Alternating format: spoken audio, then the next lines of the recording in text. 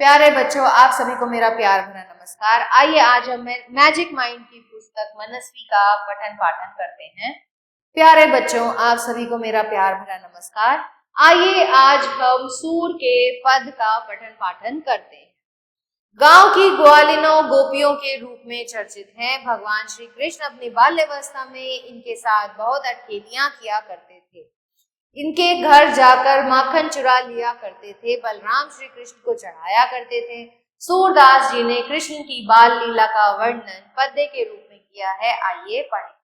शोभित नव कर नवनीत लिए, घुटनन चलन रेणु तन मंडित, मुख दही लेप किए, चारु कोपल लोप लोचन, गोरोचन तिलक दिए, लट लट लट लटकनी मनुमत मधुप गन, मादक मधु ही पिए, कटुला कंठ ब्रज के हरि नख, रजत रुधिर हिये, धन सूर एको पल इन्हीं सुख का, सतकल्प जिए। यहाँ पर सूरदास जी श्री कृष्ण के बाल्यपन की एक घटना बता रहे हैं। वो बता रहे हैं कि बाल्य रूप का वर्णन करते हुए उन्होंने यह पद लिखा है। वो कहते हैं कि श्री कृष्ण अपने छोटे से रूप में, बाल्य रूप में जब घुटनों के बल चलते थे तो वो माखन चोरी करते थे। तो उन्होंने माखन चुरा रखा है। एक हाथ में, उनके हाथ में माखन है। वो बच्चों की तरह घुटनों के पर चल रहे हैं और उनके मुंह पर दही का लेप लगा हुआ है। चारु कोपल लोप लोचन, तो उनका जो मुख है वो अत्यंत ही कांतिमय है। उनके जो नयन है वो चंचल है।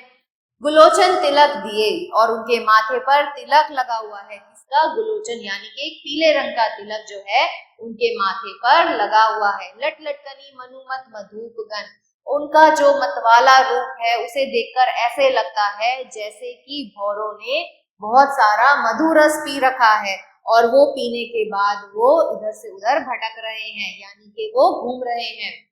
कुंडला कंठ ब्रज के हरि नख, रजत रुधिर हिये, उनके बाल जो हैं, उनके जो मुख पर बाल आ रहे हैं वो इतने घुंघराले हैं। उनके घुंघराले बालों को देखकर ऐसे लग रहा है जैसे कि भौरों ने बहुत ज्यादा मधुरस का पान कर रखा है और वो उसमें मतवाले हुए जा रहे हैं।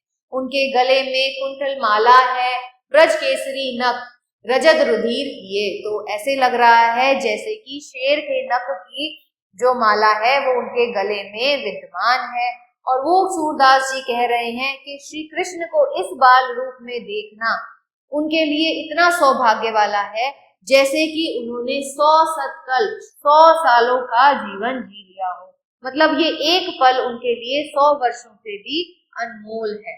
मैया मोई दाऊ बहुत खिंचायो, मुँह से कहत मूल को लीनी, तू जसुमति कब जायो, कहा करे अहि रीस के मारे, खेलन हो नहीं जात, पुनि पुनि कहत कौन है माता, को है तेरो तात, गोरे नंद जसोदा गोरी, तू कल तक श्याम शरीर, चुटकी दे दे हसत ग्वाल सब, सीखे देत बलबीर, तू मोही को मारन सीखी, दाऊ कभी ना खींचे, मोहन मुख रिस ये बातें, सुमति सुन सुनी रीझे, सुनहु कान्हा बलभद्र चबाई, जनमत ही को धूट, सुर श्याम मोही गोधन की, सोहु माता तू कूट। तो यहाँ पर हम क्या देख रहे हैं कि श्री कृष्ण जो है वो अपनी माता यशोदा से गिला शिकवा रख रहे हैं। वो उनको शिकायत कर रहे हैं अपने बड़े भाई बलराम की।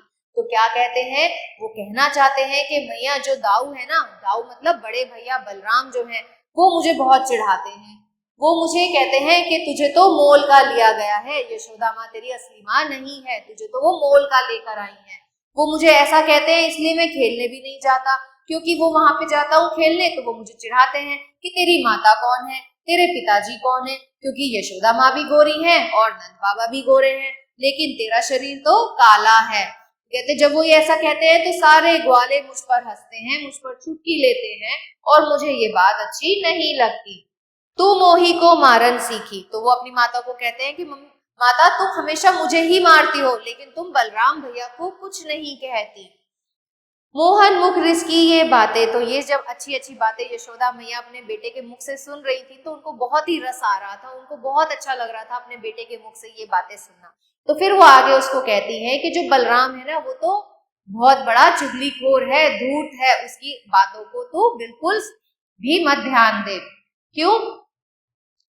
सूर श्याम मोहे गोधन की सौ। तो वो आगे उसको अपने बेटे को कहती हैं कि हे श्याम, मुझे अपनी गायों की, जो गाय है ना, उन सबकी सौगंध है कि मैं ही तेरी माता हूँ और तू ही मेरा पूत है।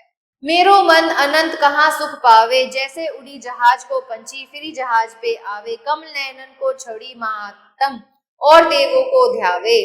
परम गंगा को छोड़ी पियासो दुर्मति कूप खनावे। जिनी मधुकर अंबुज रस चरखे, क्यों करील फल खावे। सूरदास प्रभु काम देनु तजी, छेरी कौन दुआवे।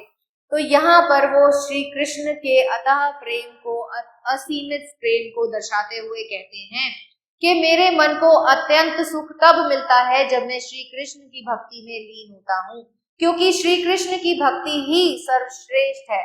जैसे कि एक पंछी जो है वो अपने जहाज को छोड़ के जब चला जाता है, लेकिन कुछ समय बाद वो अपने जहाज पर ही वापस लौटता है। मतलब हम दीन दुनिया की जितनी भी सुख समृद्धियां हैं उन सबको इकट्ठा करने में लग जाते हैं कि वो हमारे मन को आनंद देंगे, लेकिन एक समय आता है जब हमें सही में समझ आता है कि ये भोग विलास की वस्तुएं हमें खुशी प्रदान नहीं कर सकती। हमें क्या खुशी प्रदान करता है? हमें श्री कृष्ण की भक्ति ही खुशी प्रदान करती है। वो आगे कहते हैं कि कमल नयन को छड़ी महात्म और देव को ध्यावे। वो कहते हैं कि जैसे कि कमल होता है, कमल नयन यानी कि श्री कृष्ण को छोड़कर जो लोग दूसरों की भक्ति में, दूसरे देवताओं की भक्ति में लग जाते हैं, उन्हें भी एक समय में ये समझ आ जाता है कि श्री कृष्ण से ऊपर और कोई नहीं, हमें श्री कृष्ण की ही भक्ति में लीन होना चाहिए। जैसे कि लोग गंगा का जल छोड़कर अपने लिए कुएं को खोदने निकल पड़ते हैं, लेकिन एक समय में जाकर उन्हें ये बात सचेत हो जाती है कि गंगा का जल ही अत्यंत पवित्र है। तो यहाँ गंगा के जल से श्री कृष्ण के प्रेम की बात की जा रही है और कुएं खोदने को दूसरे देवी देवताओं को पूजने की बात की जा रही है। कि यहाँ पर हम क्या करते हैं कि हम दूसरे देवी देवताओं को पूजते हैं, लेकिन बाद में हमें ये विश्वास हो जाता है कि श्री कृष्ण ही सर्वोपरि हैं। जही मधुकर अंबुज रस चारखे। तो वो क्या कहना चाहते हैं कि जिस मधुक ने, मधुक यानी भौरे ने कमल के रस को चखा हो, वो कड़वे करेले के रस को कैसे खा सकता है। बिल्कुल वैसे ही मनुष्य जो कि श्री कृष्ण की भक्ति में लीन होना चाहिए, किसी और देवी देवता को पूजकर वो प्रेम, वो भक्ति भावना नहीं पा सकता जो श्री कृष्ण के प्रेम से हमें मिलती है। ये बिल्कुल वैसे ही है जैसे कि कामधेनु गाय जो है ये सबकी इच्छा पूरी करती है। वैसे ही कामधेनु गाय का दूध पीकर सबकी इच्छा पूरी होती है, तो मनुष्य जो है वो बकरी का दूध कैसे निकाल के पी सकता है। आइए बच्चों शब्दार्थ पर नजर डालते हैं। नवनीत मक्खन, घुटुरल चलत घुटनों के बल चलते हैं। रेणु धूल। चारु का अर्थ होता है सुंदर। कपोल का अर्थ होता है गाल। लोचन यानी आंखें। मधुक यानी भवरा। केहरी यानी सिंह। सत यानी सौ। रिस यानी क्रोध। चबाई चुगलखोर। धूर्त यानी के धूर्त। सौ का अर्थ होता है सौगंध। अनंत का अर्थ होता है अन्यत्र। दुर्मति यानी दुष्ट। खनावे खुदवाया। मधुकर यानी भवरा। अंबुज यानी कमल और छेरी का अर्थ होता है बकरी। आइए इसके अभ्यास कार्य देखते हैं। मौखिक प्रश्न। कृष्ण यशोदा से बलराम की क्या शिकायत कर रहे हैं कि वो उनको कहते हैं कि तुम्हें तो यशोदा माँ मोल लेकर आई हैं। प्रस्तुत पदों के कवि कौन है? प्रस्तुत पदों के कवि श्री सूरदास जी हैं। आइए बच्चों लिखित प्रश्न देखते हैं। सही विकल्प पर निशान लगाएं। घुटनों के बल कौन चलते हैं? बाल कृष्ण। अंबुज का अर्थ है कमल। निम्नलिखित भाव जिन पंक्तियों के हैं उन्हें कविता से चुनकर लिखे। क्षण भर श्री कृष्ण की बाल लीला के दर्शन की तुलना में 100 कल तक का जीवन व्यर्थ है। तो बच्चों ये पाठ में से छांटकर आप स्वयं इसमें लिखेंगे। निम्नलिखित पंक्तियों की व्याख्या कीजिए। चारु कपोल लोल लोचन।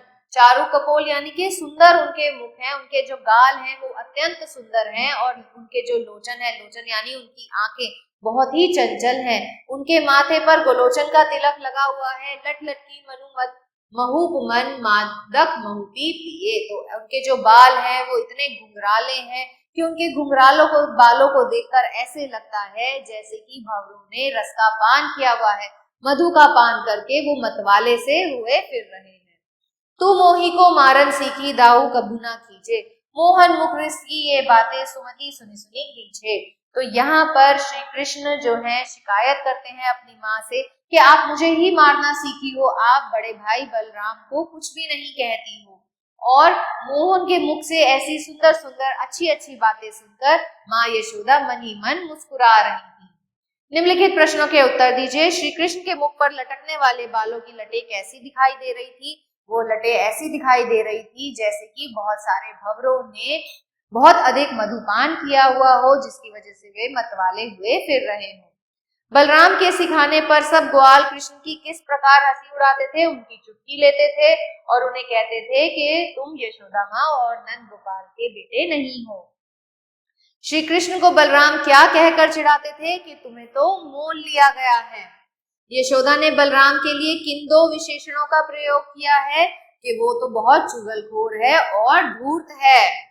मैं तेरी माँ हूँ और तू मेरा पुत्र है। इस बात का विश्वास दिलाने के लिए यशोदा किसकी सौगंध खाती है? वो गाय की सौगंध खाती है। यशोदा ने क्या कहकर कृष्ण का समाधान किया? उन्होंने कहा कि मैं गाय की सौगंध खाती हूँ कि तुम ही मेरे बेटे हो और मैं ही तुम्हारी माँ हूँ।